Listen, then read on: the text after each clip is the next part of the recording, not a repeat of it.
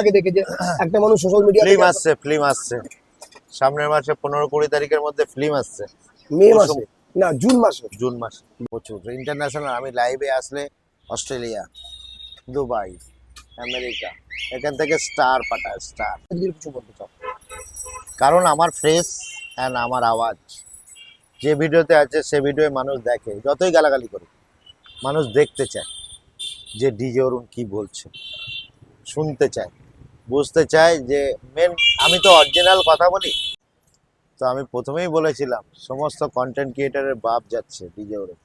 কারণ আমার জন্য রাত জেগে বসেছিল অন্তত 27 থেকে 30 জন, যে আগের দিন রাত্রে এসছে মুর্শিদাবাদ থেকে, কোথায় বহরমপুর থেকে এসে মিট আপে অংশগ্রহণ করেছে ডিজে অরুণের জন্য।